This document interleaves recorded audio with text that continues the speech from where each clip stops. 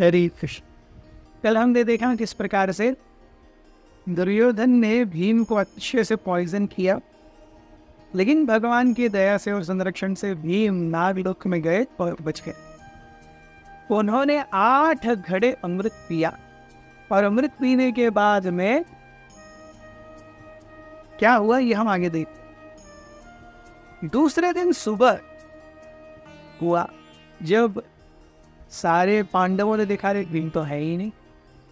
दुर्योधन और दुशासन वो सोच रहे हैं अरे ये कहाँ गए, उनको पता है क्या हुआ है, लेकिन वो ऐसे दिखा रहे हैं कि उनको कुछ पता ही नहीं। सो सारे पांडवों को वो ढूंढने लगे क्या हो रहा है क्या हो रहा है क्या हो रहा है, हर जगह पे हाहाकार मच गया। और फिर सुबह से शाम तक फिर से रहने के बाद में दुर्योधन ने कहा कि अरे अब पूरा दिन हो गया है, शायद वो आगे हस्तिनापुर अपने आप चले गए होंगे, let us not wait and we go back. रात में ही उन्होंने वापस हस्तिनापुर का प्रवास किया। हम जानते हैं उन्हें सुबह से शाम तक लगा था आने के लिए। सो देर रात वो निकले, पूरा दिन भीम को ढूंढने के बाद दूसरे दिन सुबह पहुंचे। दूसरे दिन सुबह पहुंचे तो उन्होंने जा कर के भीष्म और कुंती को बताया क्या क्या माजरा हुआ है। कुंती चिंतित हो गई क्योंकि ये सब तो सोच करके आए थे कि हम हस्तिनापुर में जाएंगे तो भीम मिलेंगे, और भीम तो है ही नहीं। तो कुंती चिंता में कि भीम कहाँ गए, युधिष्ठिर चिंता में। दुर्योधन और दुशासन अपनी ओर से चिंता दिखा रहे हैं। उन्होंने बोला भी कि हम खुद, मैं, दुशासन और युधिष्ठिर, हम तीनों जाकर के जंगल में भी देख के आए। दुर्योधन ने ये भी किया था जस्ट टू मेक श्योर कि Yudhishthira should not suspect him. और वो तो खुश थे, काम हो गया, अभी अब क्या, किसको क्या पता चलने वाला है। तो दुर्योधन ने युधिष्ठिर और दुशासन को लेकर के सुदूर अंदर जंगल में जाकर के हरे भीम भीम गाओ भीम। उनको पता है आवाज तो आने वाली नहीं है, युधिष्ठिर टेंशन में है, लेकिन अल्टीमेटली उन्हें मिला क्योंकि युधिष्ठिर सीधे मन के हैं। उन्हें ऐसा पता नहीं है कि ऐसा कुछ भी हो सकता है, this could be a possibility. वापस जब आए तो वो खुद ही कहे अरे माँ हम तो दुर्योधन और दुशासन के साथ जाकर के पूरे जंगल में घूम गया है, इनको मिले ही नहीं।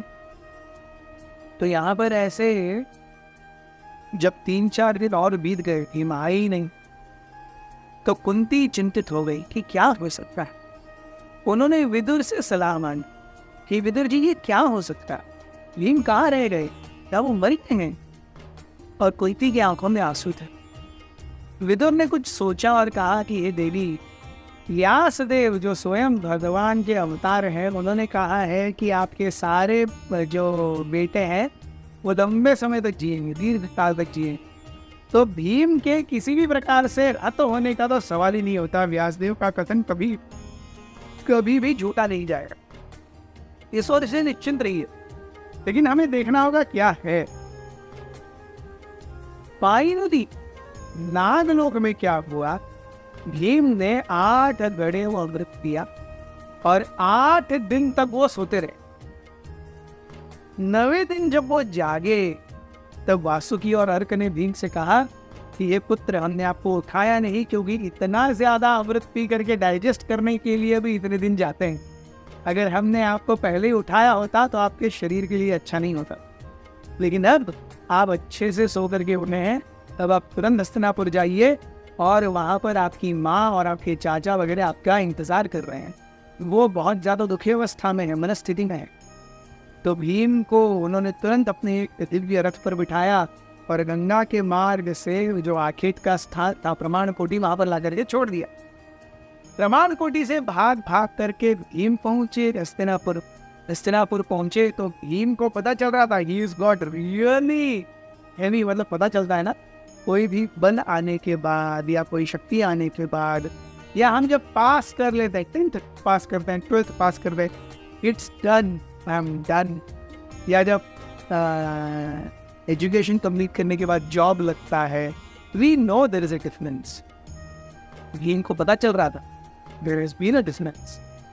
और Bhim when he went down, जब उन्हें विष दिया गया था, उसके बाद जब वो गंगा के प्रवाह से नागलोक पहुंचे और उनको होश आया, तो उस समय उन्हें पता चला था कि ये हो न हो दुर्योधन भाई कारस्थान है। और ये उन्होंने जब पूछा कि मुझे ये किसने किया, तब वासुकी और अर्क ने उन्हें अपनी दिव्य दृष्टि से देख करके कहा था कि आप जो सोच रहे हो सही है, ये दुर्योधन का ही कारस्थान है, इसीलिए आगे जा करके उससे क्या रहिए, सतर्क होकर के रहिए, उसकी नियति और उसकी इच्छाएं और आकांक्षाएं सही नहीं है। ये आकर के भीम ने अपनी माँ और अपने भाइयों को बताया। Yudhishthir was taken aback. He never thought कि ऐसा भी कुछ हो सकता है। सो उस समय अब भीम को पता है क्या सही है, पांडवों को पता है क्या सही है, कुंती को पता है क्या सही है।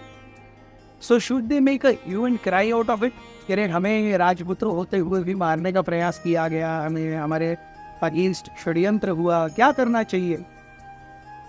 तो युधिष्ठिर सोचने लगे और उन्होंने कहा कि अभी हमारी परिस्थिति सही नहीं है, हमारे पिता नहीं है और प्लस धृतराष्ट्र राजा हैं, वो अपने बेटे दुर्योधन से विशेष प्रेम करते हैं और वो भी किसी न किसी तरह से हमें रास्ते से बाहर ही चाहते हैं।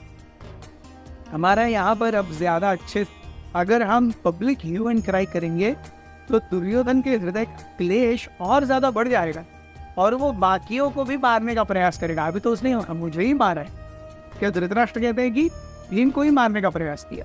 सो लेट अस फील और pretend as if nothing has happened, और ये बस बह गया और घूम के आ गए, क्योंकि अगर ज़्यादा बोले तो वो सही नहीं है। जब कुंती ने विदुर से सलाह मांगी तो विदुर ने भी कहा कि ये उचित है, लेकिन अब आपको दुर्योधन से और ज़्यादा सतर्क रहना चाहिए। हम देखते हैं, हम कई बार सोचते हैं कि सत्य को चीख चीख कर बोलना चाहिए, लेकिन अब भीम और पांचों पांडव हैं, कुंती हैं, विदुर हैं, लेकिन देश काल पात्र के हिसाब से कार्य करना ये सर्वथा उचित होता है। जस्ट क्योंकि हम सही हैं, हम जा करके बोलते रहे, doesn't achieve anything. Everything takes its own sweet time and its own sweet arrangements to occur. पांडवों को सही में न्याय मिलने में और लगभग 100 साल बाकी थे, हालांकि वो अभी सब कुछ जानते थे। बहुत बहुत धन्यवाद। हरे अथ श्री महाभारत कथा।